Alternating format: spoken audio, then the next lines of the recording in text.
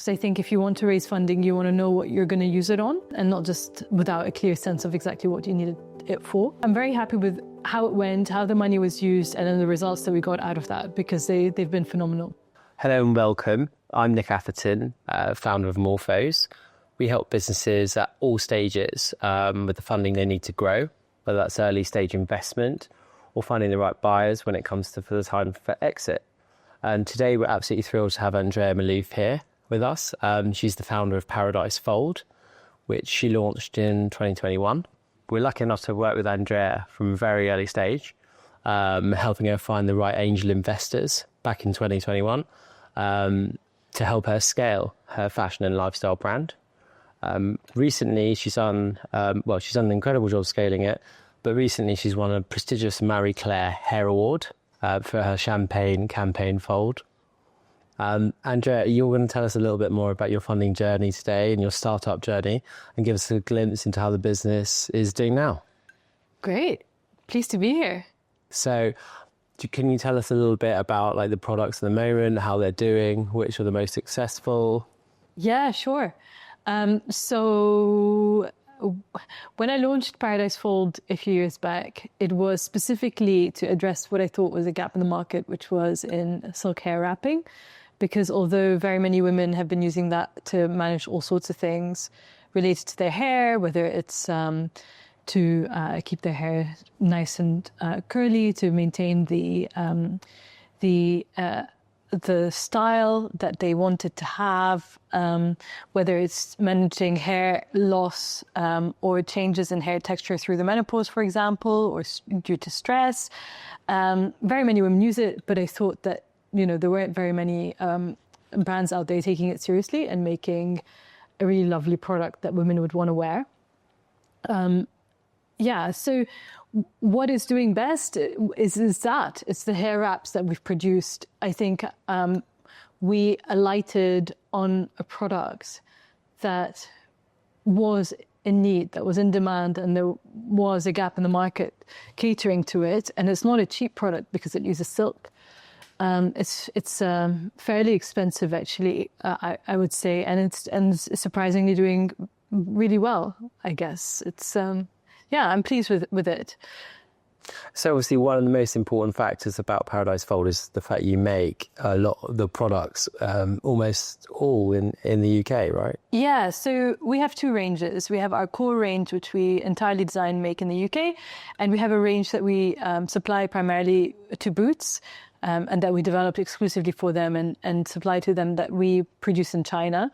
And that is because their price sensitivity was a lot greater. And so we needed to produce as a product that was at a lower price point, and a slightly different product. So it uses a little less silk. It's made in China.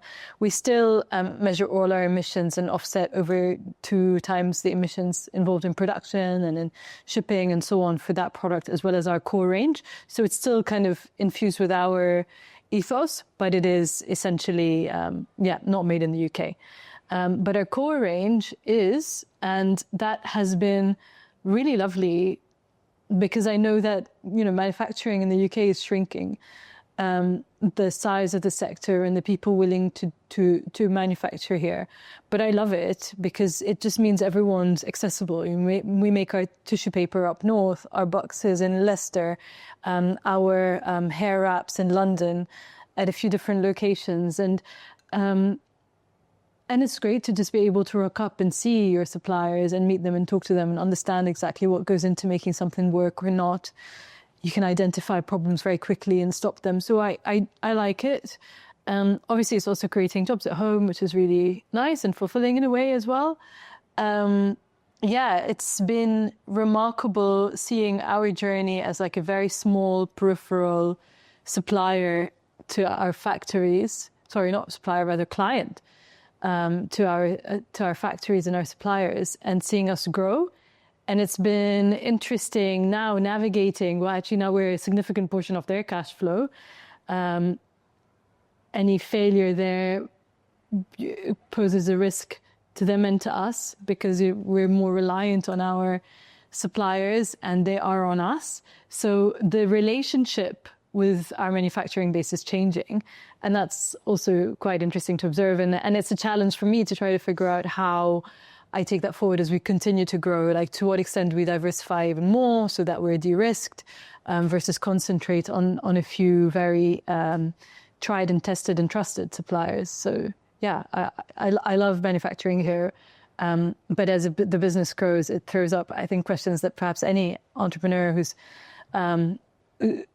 end-to-end involved in, the production and then the sales of their product, it throws up some interesting questions that I'm learning a lot about.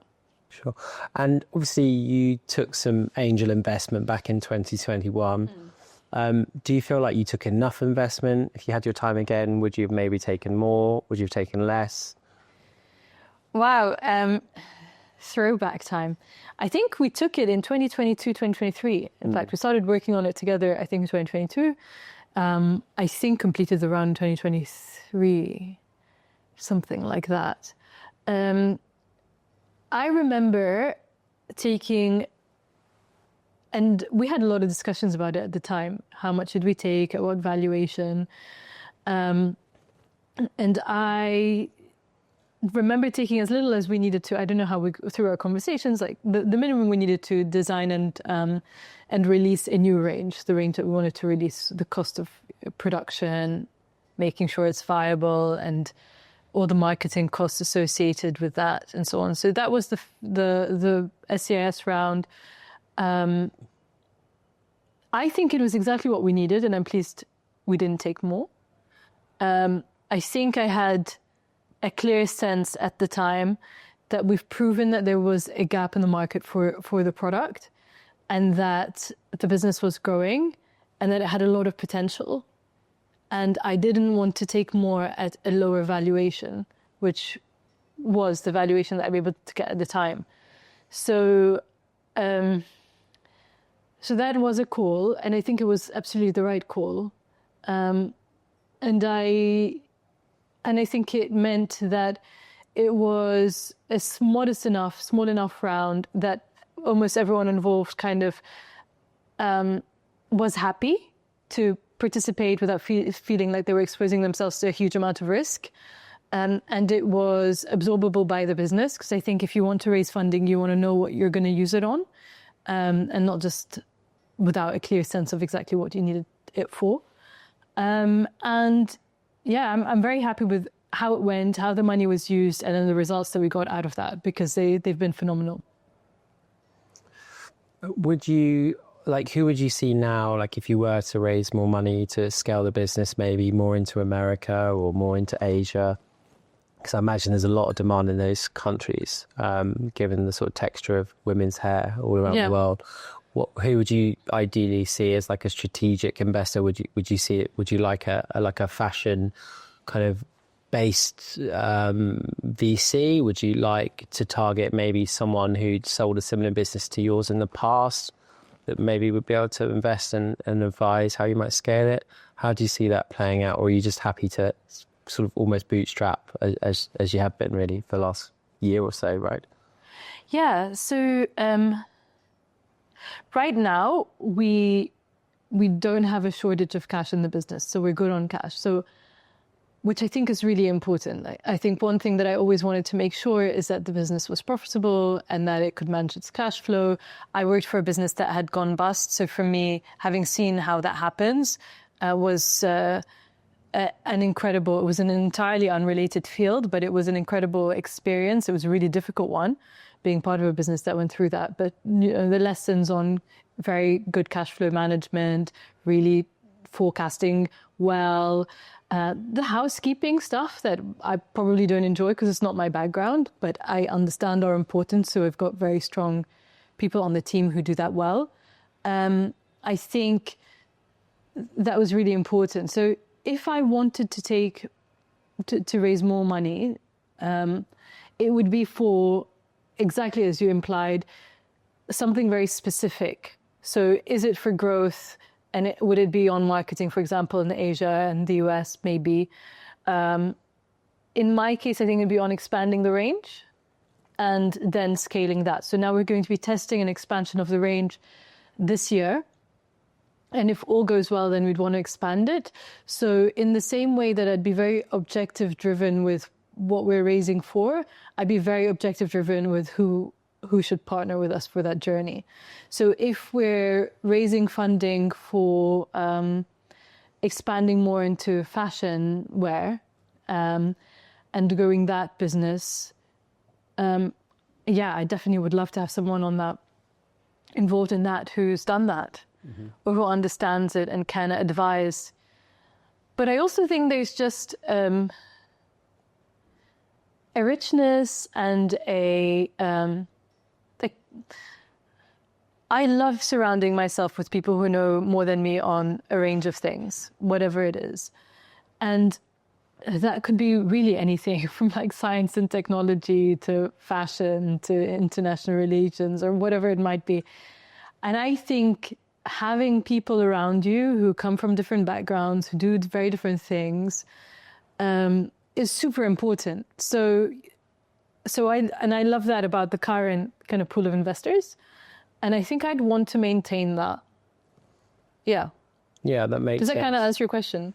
Yeah, we've watched like other companies that we work with at Morphose, and some of which that they've hired people that have scaled similar e-com businesses and put them on their board, or they brought in strategic funds, like the one I work with, Red Rice, or there's one called Velocity that invests in lots of retail brands and really look to inject quite an aggressive amount of cash, don't they, into founders. Obviously that comes with its pros and cons, doesn't it? Because at the moment you have total autonomy on what goes at Paradisefold. No one can tell you what to do. No. And that's a nice place to be. But when you do take the cash, then it all changes, doesn't it? Or certainly it changes to an extent. Yeah. I am traditional in my approach to running business, I've discovered. I think it's important that businesses have certain values and that they run themselves sustainably. And I don't mean sustainably from an environmental perspective, because I think this is how we talk about sustainability right now. Of course, that's an angle, that's an element. But I look at the brands that I love, and I love heritage brands that have been around for like 100 years, maybe more, like that. Some of them have sold out, like Churches a few years ago sold to Prada, and it's fine. I wasn't hurt, but there's something about a brand that has run itself and kept itself relevant over that long a lifetime that I think is really lovely and shows some degree of responsibility.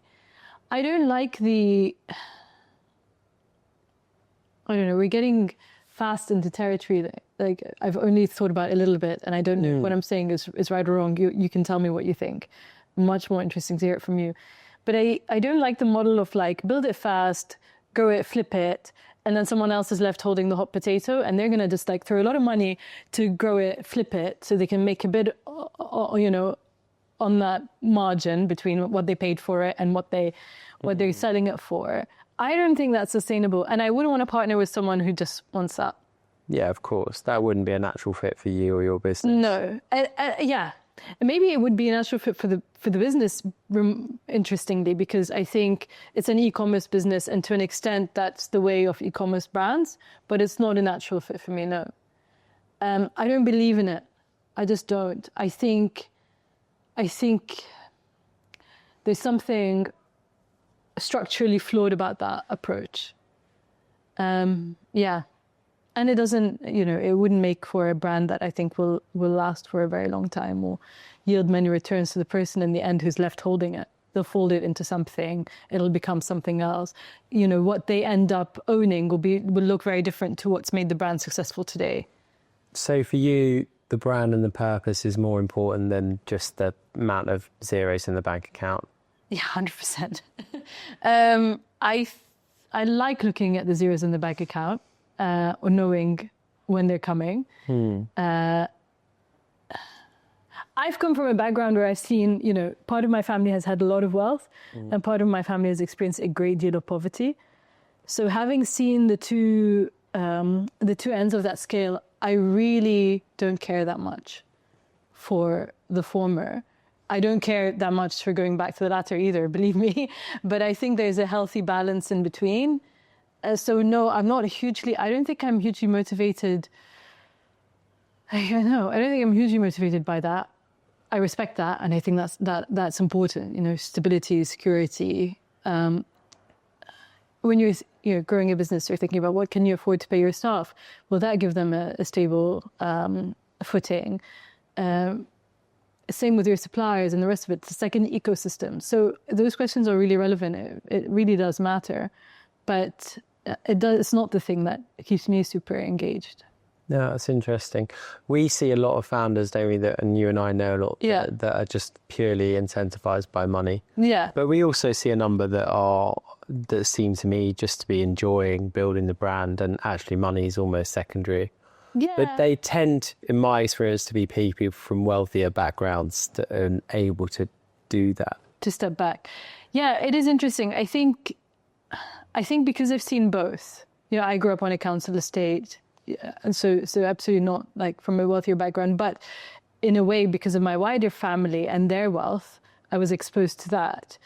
I have a healthy disrespect for money, in the sense that I think it's important to have enough of it to have a good lifestyle and decent way to live and to give yourself options, especially as a woman. I don't know how fashionable or unfashionable it is, but you don't want to be reliant on partners for that sort of thing, I think.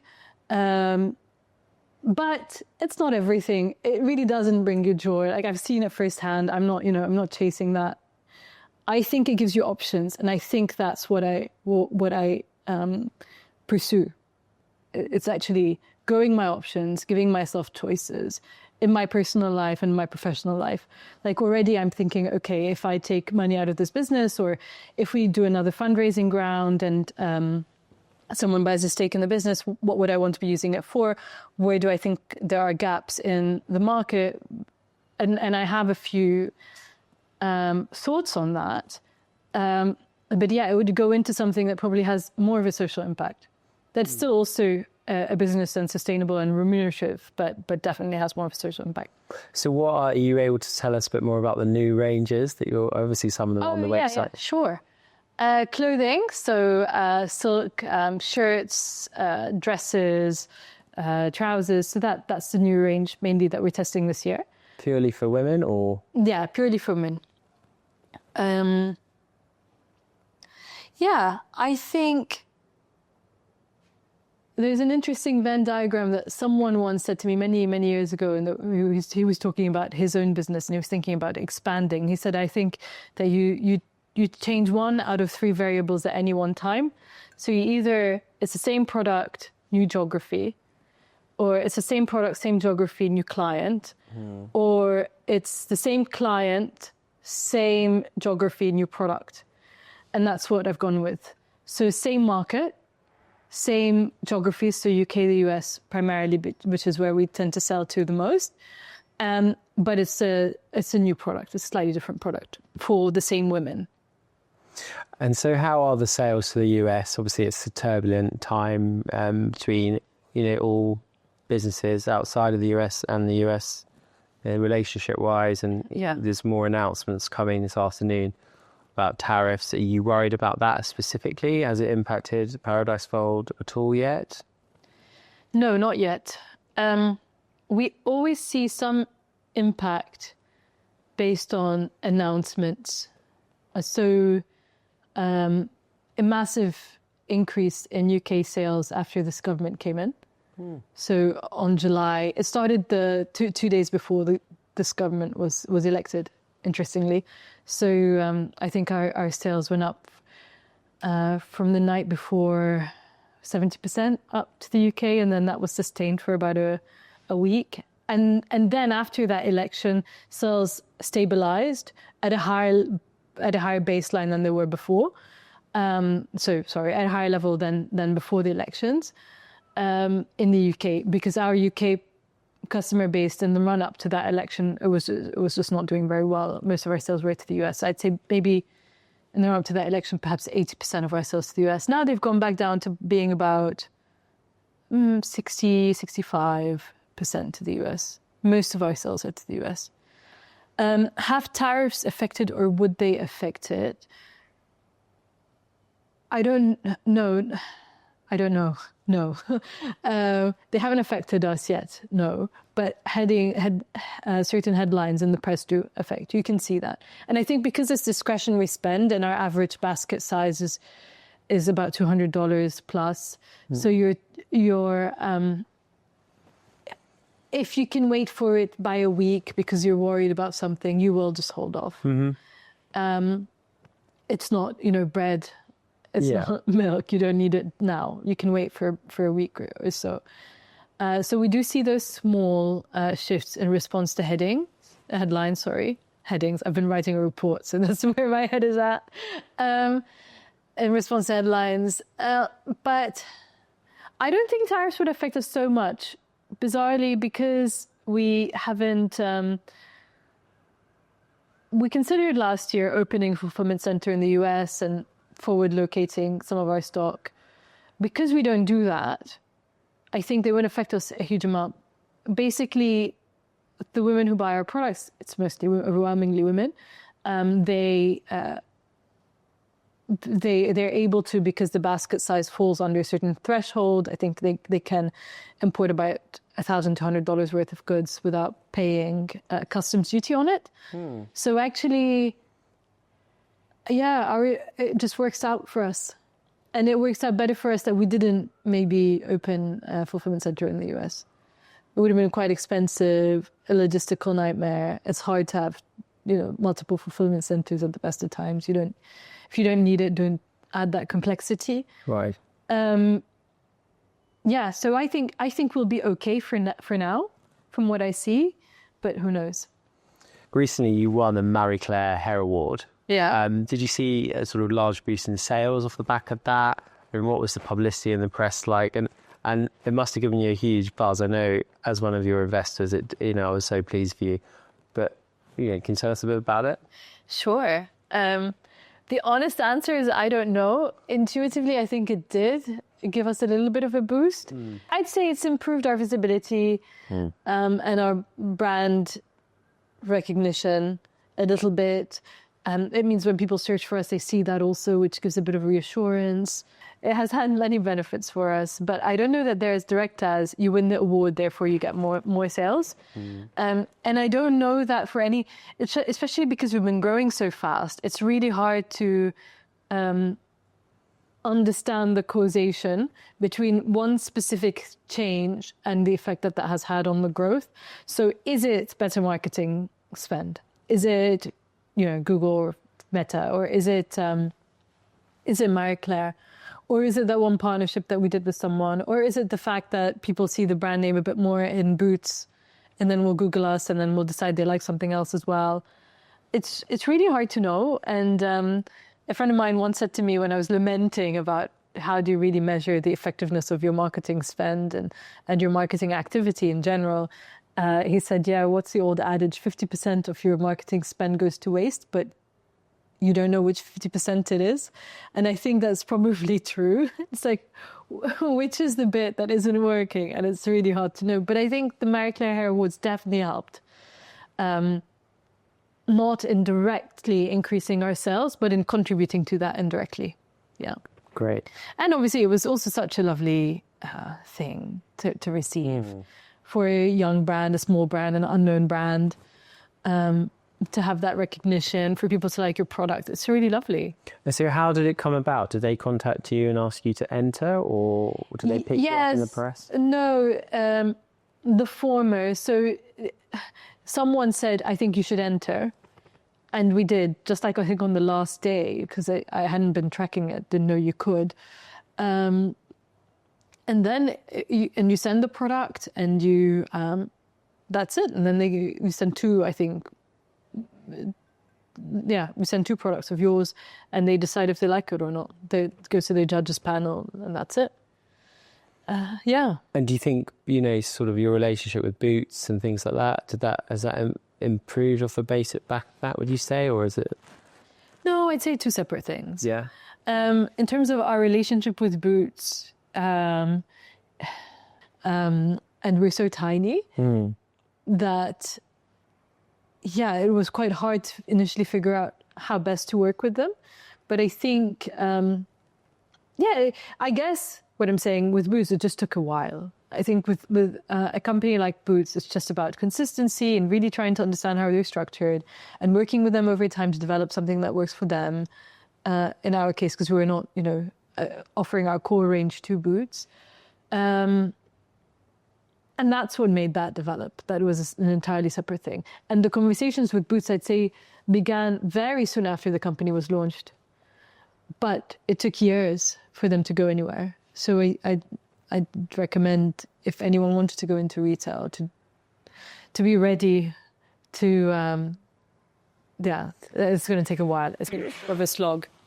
Yeah, I think understanding those delays in any business is so important, isn't it? Like the time it takes to, get a license approved, or, we're finding in one of our investments at the moment that we're doing that, the FCA at the moment, Financial Conduct Authority, are taking 15 months to approve people's applications. Gosh. Whereas, 15 months? Whereas it used to take maybe 3 or 4 months. Yeah. So obviously that has a big impact on when you're starting something in the financial sector. Yeah. Where what you can do and what you can't do, and how much cash you probably need as compared to how much you needed before if you're unable to trade in that time. And I've seen similar things in, in my biotech company, the length of time the American agricultural body approvals. Yeah, they take nearly 2 years to approve a new, say, a new sort of technology in the crop and food space, which you probably argue is a good thing, because, you don't want any old, thing. Adding to your food chain is quite important, isn't it? Yeah. And the rigorous testing. But 20 months or 24 months is, a huge barrier to entry for companies, waiting to get a license payment. It's huge. Yeah, it's hugely significant and consequential. But I think that's why my approach is is to create options. So when we launched Paradisefold, I knew that there was a gap, and I knew that it was something that I wanted to do something about. It was an area that I wanted to do something about. And so we started developing a product, but also and a direct to consumer channel. And in parallel, we started talking to people like Boots. Well, really to Boots, because those conversations, they were interested fairly fast. So then focused in on them, given capacity constraints. And my team also at the time, it was literally just me. So I think if you're just relying on retail, or if you're just relying on that one approval coming through, and if you don't have other options, it's really very difficult, because then the whole business is held up by that, and you have a single point of failure, which you want to avoid. But a few irons in the fire is never a bad thing, right? Do you think, would you say you've made any sort of major mistakes in the last 3 or 4 years that if you could turn back the clock, would you say, oh, I wish I hadn't hired that person, or I wish I hadn't spent money on that, or gone down that rabbit hole? Ooh. You don't have to name names. No, of course I wouldn't, except for this person. No. I don't know if it's a mistake, but I wanted to get something out to market very, very quickly to test it out. And maybe had we taken a little bit longer developing the product, and at the beginning we had some sizing issues. Yeah. Which resulted, it was really costly. I had to recall a load from our fulfillment center and then resize them, and it was a bit of a nightmare. At the same time, you're going to always get stuff wrong when you're testing a new product. Obviously, you wouldn't want that if you're a healthcare business. You want to do all your testing well before it needs anyone. But when it comes to sizing, everyone's body is different. Everyone's face is different. There's nothing like the mass market to give you feedback on whether you're getting sizing right or wrong. Yeah. And it's hard to replicate that before. And what product was that? It was the turban, the first turban that we had, actually, which was one of the first 2 product types that we launched. Yeah, that was costly, and it took me a while to get the turban sizing right. Interestingly, small thing, really random. But I'm trying to avoid that now when it comes to sizing for a clothing range.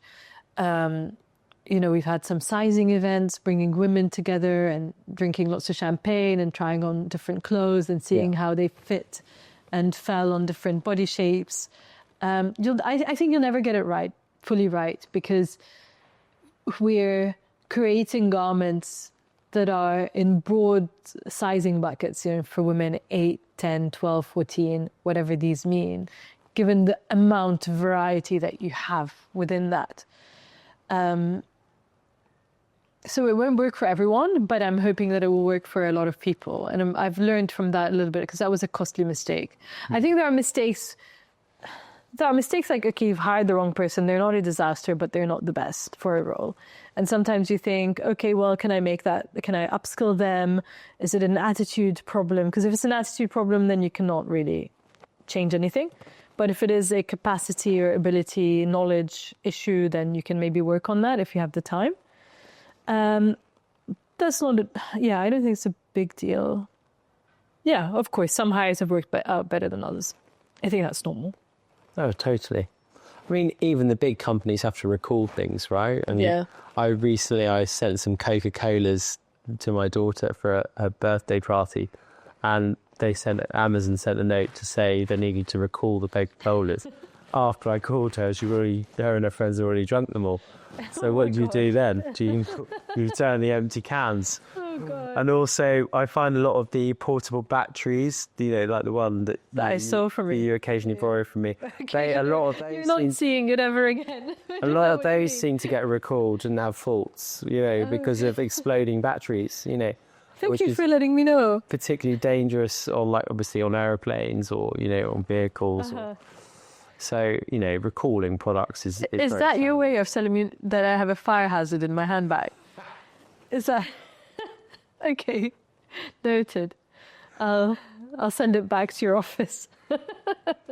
So if you could target sort of one country to go to that you're not in already, where would that ideally be? Because obviously you've got your Middle Eastern heritage. Would you love to be the leading brand in Lebanon? Would you like to just focus on the Middle East in general, or do you? Yeah, no, interesting. Ooh, where would we go that we aren't in yet? Look, the EU is a massive market, and because of Brexit, it makes no sense to export there. Really? Yeah, it really doesn't. I mean, the customs duty issue, okay, we can absorb it at a certain price range. To an extent we can, but in some countries you're not even allowed to absorb that on behalf of your customer, and so then they're lumbered with a €50 fee at the border that, yes, you might have said you guys are responsible for it, but they didn't really read the small print, and is it really their fault? And then you end up with lots of customer issues. So that is a massive market that it's just because of the headache we're just not addressing right now. Which feels like a real shame. It's bizarre that it's so much easier to export into the US than it is to France.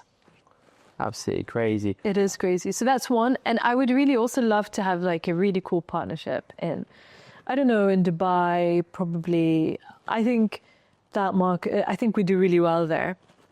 Yeah, and one of our friends and business partners, Fred Buckley, went to Dubai, didn't he, a couple of years ago. He took some investment for his jewellery brand, Canucci, which has really flown since, working with Boohoo Group. Yeah. And it'd be interesting to talk to him, I think, a bit more about his journey. I feel like for us in a market like Dubai, you can do the traditional, we're going to advertise through Facebook, Instagram, TikTok, Google. I feel like something's missing, though, in that arrangement. I don't know what it is. I think it'd be more interesting to have cool partnerships with women who have small communities. Those partnerships tend to work well. So we recently started sponsoring a podcast. That's worked well in terms of marketing. And we know that because of the day that podcast is released, and that is on a like a hump day, a slow business day for us. I think it's a Wednesday. But since we started sponsoring that podcast, it has increased our sales on Wednesdays. So it's an average taken over time. Yeah, of course. But I think there are interesting, like, I know I'm just thinking out loud here, I guess, and not really addressing your point about Srinucci and the presence in Dubai. But I think it's tapping to something. There are these small communities that exist on different platforms, whether it's in a podcast group or at a mum's group in Dubai, at a center there, or on someone's micro-influencer page. They're not a huge influencer, but they're a small influencer with a very dedicated community that follows them for a specific reason. That's what I'd like to tap into more, because I think this whole broad paying Facebook and Instagram a lot of money every month for advertising, yeah, it's important to keep doing it, but it just feels, something about that feels just a little bit underwhelming. Yeah, so sort of back to the roots, targeting people. Building community, forming partnerships with interesting brands. That's how I'd love to do it. Like, I'd love to go, if we're going into Dubai, I'd love to find 2 or 3 brands that are very similar, do very different things, but similar size, targeting the same type of woman, working with her, or delivering services and products to her, and then partnering with them to go into that market with them.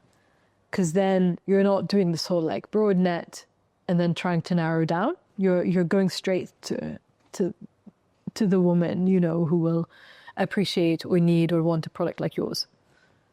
So the market seems to me to be pretty huge then, if you've got a range of maybe 10 or 20 products. Yeah. I mean, because obviously the first product was quite specific, but it sounds like you're going into much broader areas.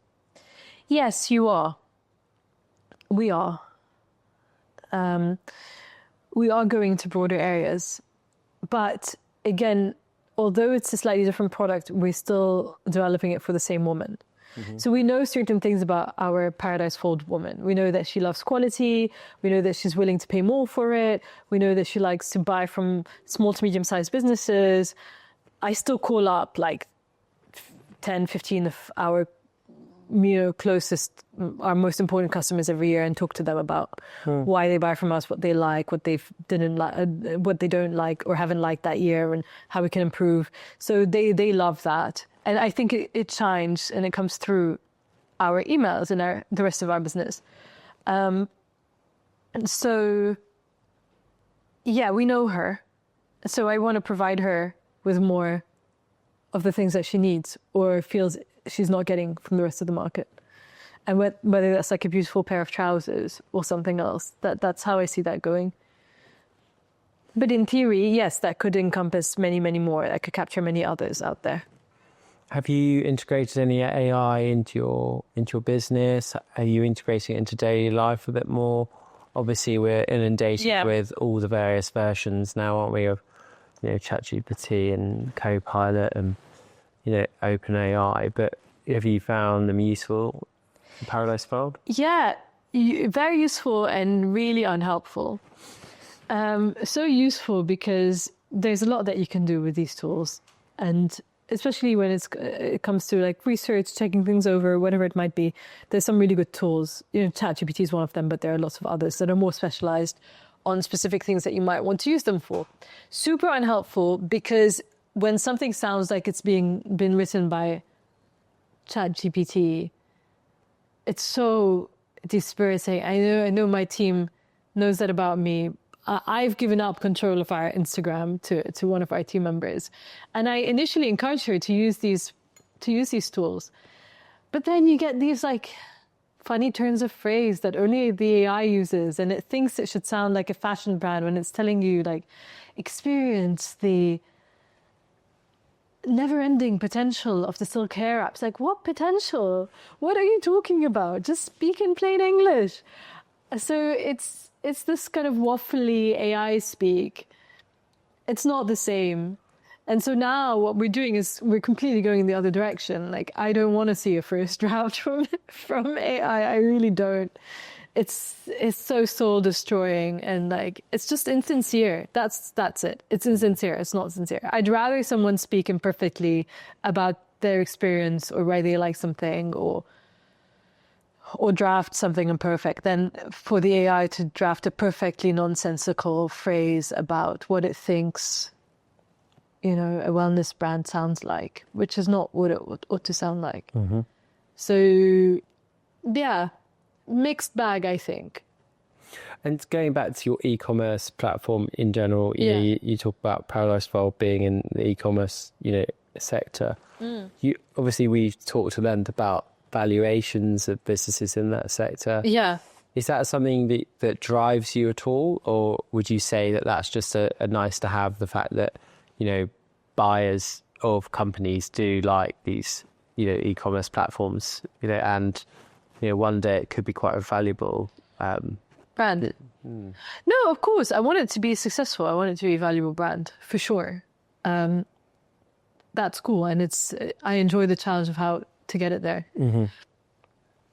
And so if you were looking for like a more, a more gentle kind of exit, you thought about how that, someone that comes along and maybe doesn't, rip out the back office, fire all your staff and just, want your brand name, have you thought about trying to, identify someone who can, maybe partly, buy the company off you or... Yeah.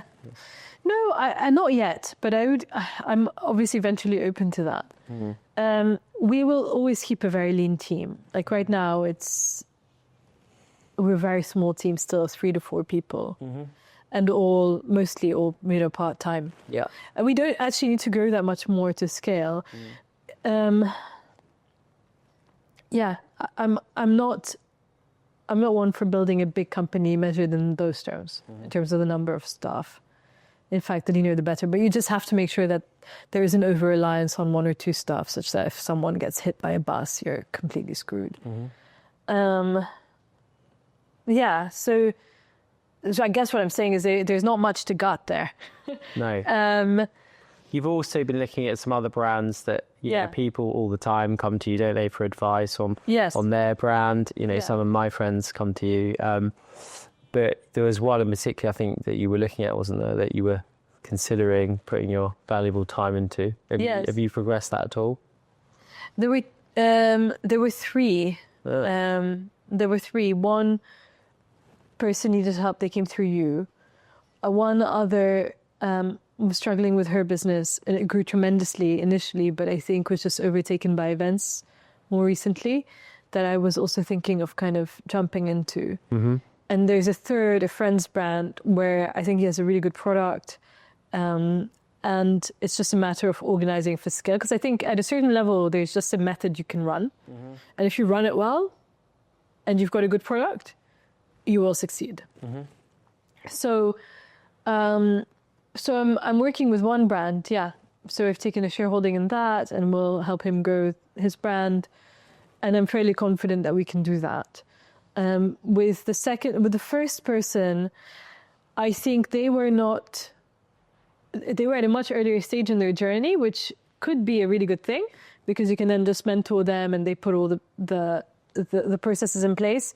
But really, it was just, I don't think they had enough belief in their product. Mm-hmm. So if you don't believe very much in your product, I'm not here to do that. You have to have that as a founder. If you don't have that, I'm not sure what you have. I mean, I'm sure you thought I was crazy when I said to you silk hair wraps. That's the thing. I'm sure you were like, what the hell is she on? Like, I've never heard of that. I've never seen one. I totally...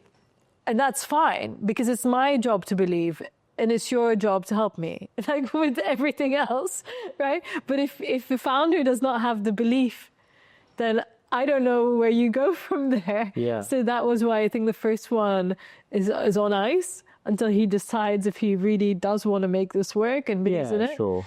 And then the second one, I just think it might be too late because the founder pivoted so far away and has lost a lot of love and energy and spark for that. Although I think what she has is a really, really cool product that just wasn't... There were a few issues in the market that made things difficult for her. I think I would have been much more helpful a year ago. So now helping one company and plans for potentially launching another of my own. Great. Yeah, very exciting.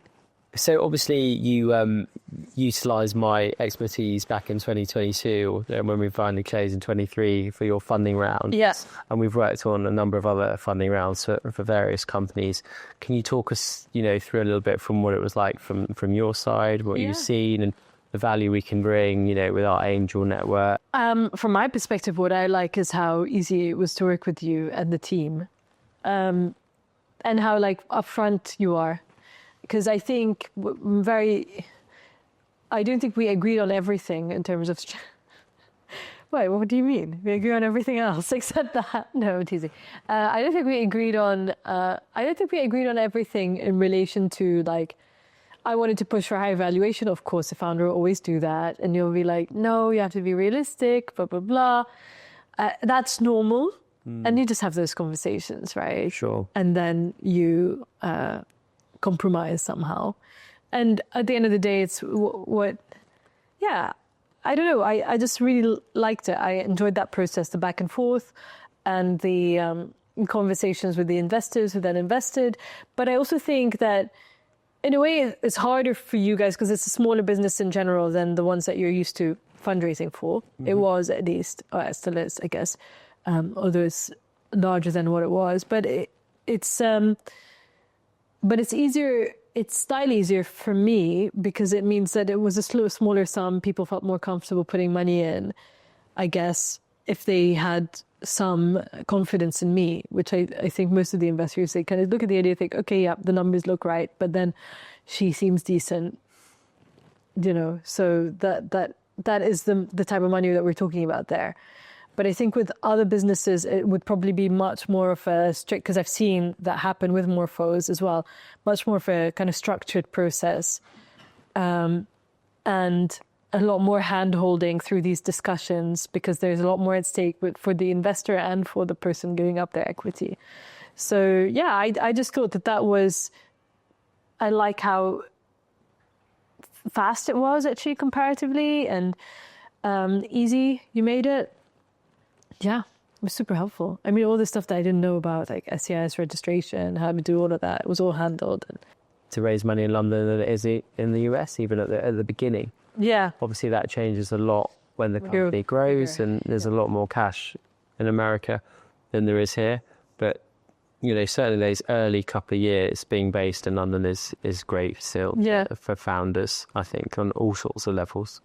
One thing I wanted to add to your AI question is that we did work with a startup, a Y Combinator startup. For anyone who doesn't know what that is, it's a big fund in the States. They funded, they invested, I guess, into and incubated OpenAI and a lot of other companies like that.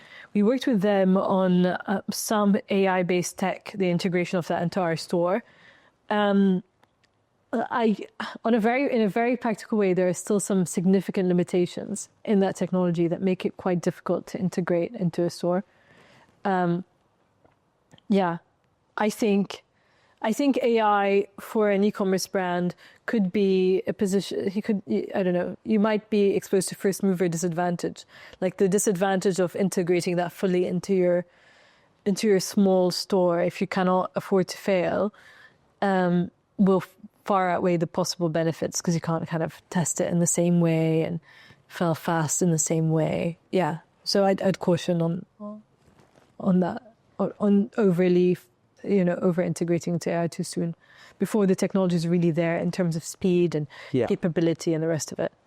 Because we had lots of conversations about that. But it's coming fast, and it's no doubt going to affect so many companies. Yeah. I think a lot of them, startups I'm invested in, I'm quite concerned actually that AI will hurt us quite badly. So you have to spend a lot of time on that. I think the AI strategy, 25 and 26, because there's so much that people don't know or understand. 100%. And I think, I don't know if I may mention, I know the edtech business, for example, that you're involved in as well, like education and AI is going to be hugely disruptive. I don't know if that's a good thing or a bad thing, and how exactly it will be disruptive, but it will certainly disrupt. For sure. It's different to you're selling a product, you're selling it online. AI can enable that, but it cannot, it's not going to replace anything specific that we're doing, I guess. Well, look, thank you so much for coming on the podcast. We look forward to seeing Paradise grow more further and further. Okay. And we'll have you on again, I'm sure. Hear all about in a few years. Exactly. Yeah, after exit. Let's see. Thanks so much. Thanks.